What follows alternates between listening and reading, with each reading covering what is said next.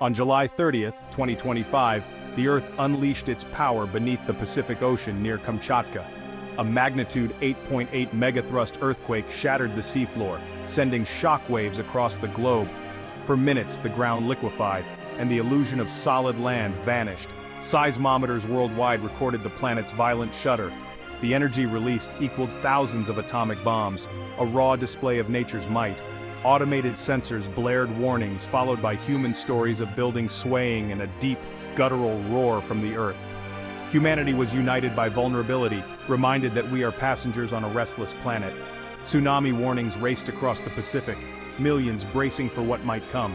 The Kamchatka megaquake tested our science, communication, and resilience, reminding us that, despite our achievements, we remain at the mercy of Earth's fundamental forces.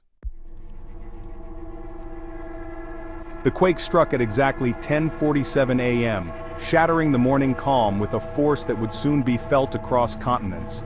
In a matter of seconds, the world changed for thousands of people. Its epicenter was located 200 kilometers east of Kamchatka, deep beneath the cold, restless waters of the Pacific Ocean. Far below the surface, immense geological forces had been building for centuries, waiting for the moment to be unleashed. At magnitude 8.8, this was no ordinary earthquake. It was a true giant. Its shallow depth made it especially deadly, amplifying the shaking and destruction on the surface. Buildings crumbled, roads split open, and entire communities were thrown into chaos. This was a classic megathrust event. The Pacific Plate, locked and compressed beneath the Okhotsk Plate for centuries, suddenly lurched forward. In an instant, a fault more than 500 kilometers long ruptured, releasing energy equivalent to hundreds of atomic bombs. The seafloor heaved upward by several meters in just seconds, like a giant paddle striking the ocean. This sudden movement displaced massive volumes of water, setting off a tsunami that raced across the Pacific at jetliner speeds. Kamchatka's position on the Pacific Ring of Fire, a vast horseshoe-shaped zone of intense seismic and volcanic activity, made such a disaster almost inevitable. Here, the Earth's crust is constantly being reshaped by powerful forces below. The region's 160 volcanoes are dramatic surface clues to the turmoil deep underground. Each peak is a reminder of the immense energy stored beneath our feet waiting to be released. In Petropavlovsk-Kamchatsky, the ground shook violently for nearly 3 minutes, an eternity for those experiencing it. People scrambled for safety as buildings swayed and alarms echoed through the city. The rupture zone itself was colossal, dwarfing the distance from New York to Washington, D.C. The scale of destruction was almost unimaginable, stretching across hundreds of kilometers.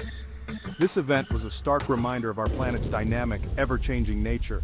Earth is not a static world but a living, breathing system in constant motion, capable of both creation and destruction. The energy from the quake rippled through the world, circling the globe and setting off instruments thousands of miles away, a powerful testament to Earth's restless, unstoppable power. Kamchatka sits on the Pacific Ring of Fire, a 40,000-kilometer arc of seismic and volcanic activity. Here, the Pacific Plate dives beneath continents in a process called subduction, fueling earthquakes and volcanoes. The Kuril-Kamchatka Trench marks one of the deepest subduction zones, where the Pacific Plate plunges beneath the Okhotsk Plate at 8 centimeters per year. Over centuries, this slow collision builds immense stress. When the plates finally slip, the result is a catastrophic release of energy, like the Kamchatka quake. This same process caused the 2011 Japan and 1960 Chile earthquakes. Subduction not only triggers quakes but also creates magma, feeding Kamchatka's iconic volcanoes. The forces that shake the ground also build the mountains. The Ring of Fire is a place of creation and destruction, a cosmic dance of Earth's power. Kamchatka's beauty and danger are two sides of the same geological coin. For Kamchatka's 300,000 residents, tectonic theory became terrifying reality.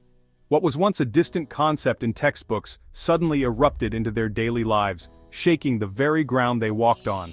In Petropavlovsk-Kamchatsky, buildings swayed like ships in a storm, windows rattled in their frames, and the world blurred with chaos. The city's familiar streets became unrecognizable as panic and confusion swept through the population. Svetlana, a schoolteacher, described grabbing her son and hiding under the kitchen table as the building groaned and the earth roared. She remembered the drills from school, but nothing could prepare her for the fear in her child's eyes or the deafening sound of the quake. For 3 minutes, survival was all that mattered. Time seemed to stretch endlessly as families clung to each other, hoping the shaking would stop. Along the coast, fear of tsunami followed the shaking. Sirens wailed, and the memory of past disasters haunted every decision. Fishermen like Alexei recognized the signs: receding sea, violent tremors, and ran for higher ground without waiting for official warnings. Years of experience taught them that every second counted when the ocean pulled back. Generations of ancestral knowledge saved lives. Elders passed down stories and survival tips, teaching children how to react when the earth moved. In the aftermath, power was out, communications jammed, and people gathered in open spaces checking on neighbors and watching the sea. The darkness was filled with anxious whispers and the glow of flashlights as families reunited. The quake had passed, but the threat lingered. Every aftershock sent fresh waves of fear, and the community remained on alert, watching the horizon for signs of danger. Kamchatka's people showed resilience and community, facing nature's fury together. Neighbors shared food, comforted the frightened, and offered shelter to those in need. Their stories are not just of terror, but of instinct, courage, and survival. Each tale is a testament to the strength found in unity and the will to endure. The human spirit endures, even as the ground beneath us shifts.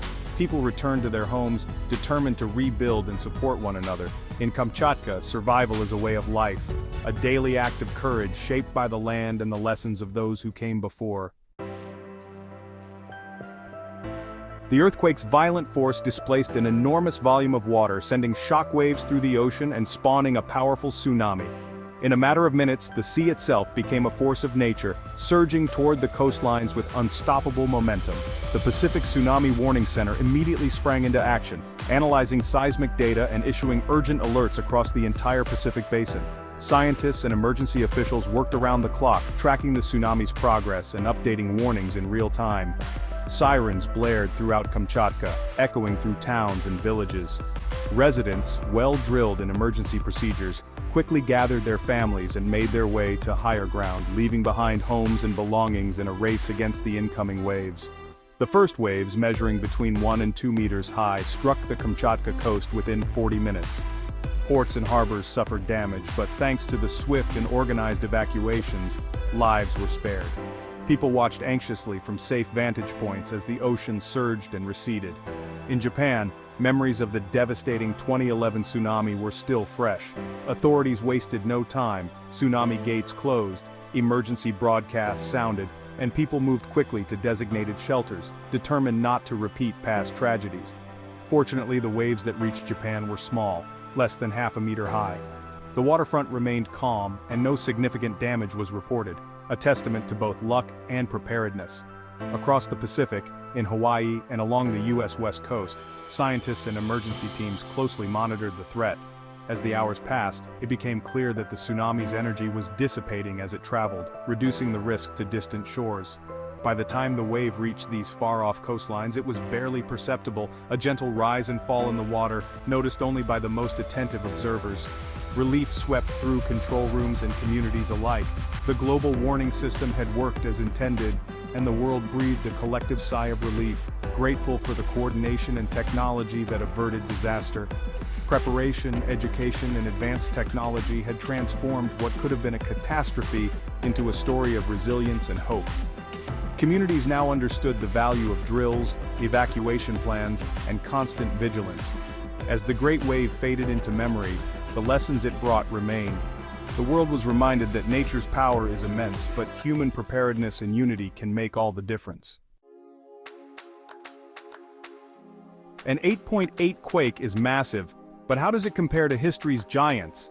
The 2011 Tohoku quake in Japan was a magnitude 9.1, releasing over 5 times more energy and causing catastrophic tsunamis and nuclear disaster. The 1960 Valdivia quake in Chile, at 9.5, remains the largest ever recorded, shaking the entire planet. Kamchatka's event, while immense, was smaller and less destructive. Why? Location and luck. Kamchatka is sparsely populated. The largest city has just 180,000 people, and much of the coast is empty. The fault's rupture directed tsunami energy away from major population centers. Nature's fury struck a remote corner, sparing millions. The human cost was mercifully low, a fortunate outcome for such a powerful quake.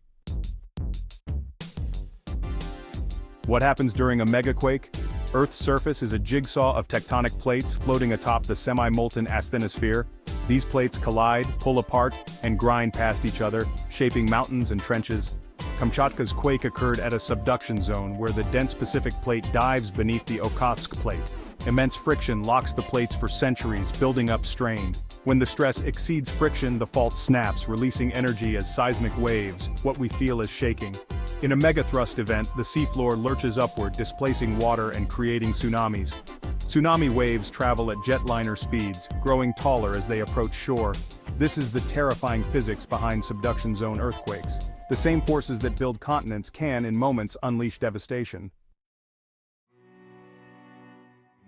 A great quake is never alone. It's followed by a swarm of aftershocks. In Kamchatka, hundreds of tremors rattled the region for weeks, each a reminder of the main event. Aftershocks are the Earth's way of settling, as smaller sections of the fault adjust. For residents, each tremor brings renewed anxiety and risk, especially to already damaged buildings. Rescue teams work under constant threat, making recovery dangerous. Scientists study aftershocks to map the rupture and refine their models.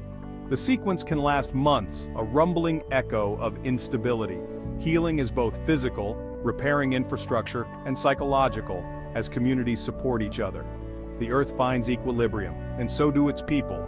Endurance and unity are the true measures of recovery.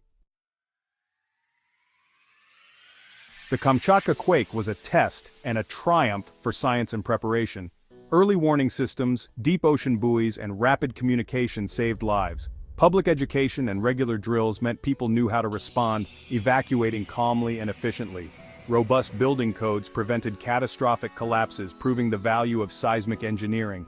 The event is a wake-up call for all earthquake-prone regions. Invest in technology, enforce building standards, and educate communities. Preparation turns disaster into survival.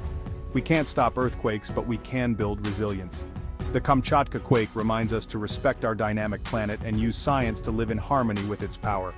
By learning from this event, we can create a safer future, ready for the next time the Earth decides to roar. Our challenge is not to conquer nature, but to coexist with it, prepared and united.